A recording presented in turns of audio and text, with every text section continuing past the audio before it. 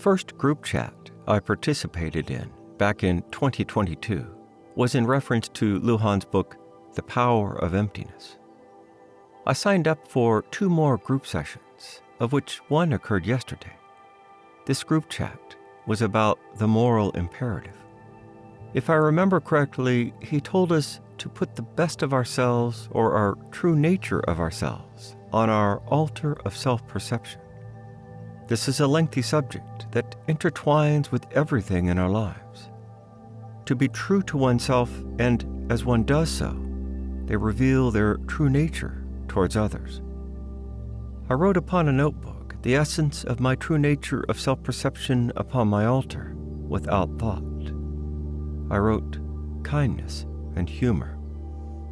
During the chat, I often found myself in laughter while I listened to Luhan's perception, with recognition of understanding the deep intricacies of what he was unveiling to us.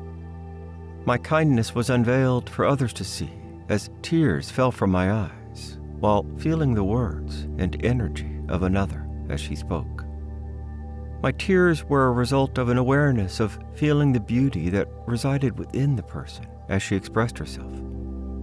A beauty that she is inherently aware of and yet unknown to or unseen by all in her family and friendship circles. An inner beauty that she desires to express, but has no way to do so, as others do not see or support her beauty. In other words, her altar is a place of barren lands, beseeching the element of water to bring forth her beauty into the world. A conundrum that we all, as humans, face on some level, and as such, her tears became my tears. Luhan noticed my tears and said, "You're a loving person. I cry a lot too." I said, "I feel her and allow my body to respond in an appropriate way through expression." I had one question that came to mind prior to the group chat. How does one see without looking? Luhan said right away, "You lack confidence in what you are seeing." He continued, "Seeing and looking are not the same thing. Seeing involves awareness of several little experiences, culminating into a large pool of awareness. Looking is simply doing. This is paraphrased and may not be exactly true in its full essence of what he was saying. One thing he said gave me a different perception of how to be in the presence of others within the present time. Always meet people as if you never met them before. Having no memory of what happened in the past with that person, do not burden others with what you think of them. Also, being who we are meant to be rather than being who we think we are. Someone asked about purpose in our lives. Luhan responded by saying, "Our purpose in life is to discover who we truly are." This was a reminder to myself that kindness is my essence and purpose of life, revealing the nurturing essence of the masculine. Several people have expressed their appreciation of my kindness when I have written my short stories of life experiences. Thus, people have observed my kindness, and thus the world receives my gifts of life through the words and actions of my being.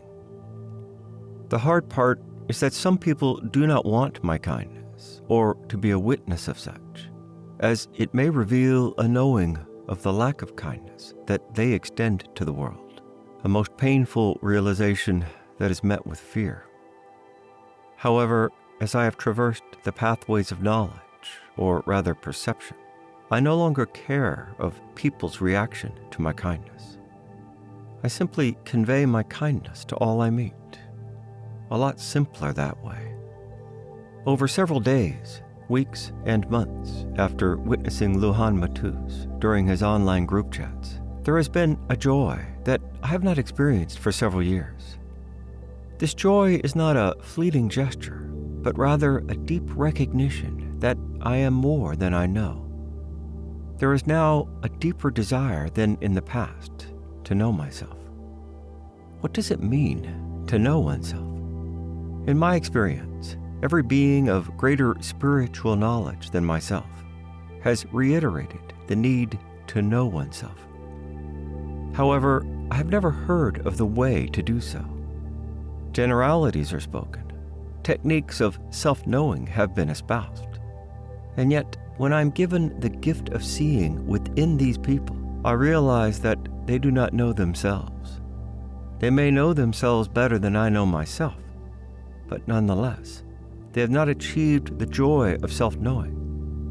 I presume this is so because their self-knowing is a mindful and emotional endeavor rather than a heartfelt one. Since my participation in the group sessions, there has been a realignment of something within my being. It feels like an energetic realignment, giving rise to a deeper self-knowing. This knowing has no words nor emotion, but rather a deep feeling of who I am. With the essence of feeling, there is a deep sorrow of my soul crying out to embrace who I am, while in a world that does not want me to do so. A deep well of sorrow is felt, and when I have the courage, I laugh in the presence of the folly of that sorrow, because I already know who I am. What has occurred is that I have lost the connection to my inner knowing, and thus my sorrow. I have been blessed with the presence of a humble master named Lujan Matus in my life, and it has made a difference in my being that I cannot convey in words.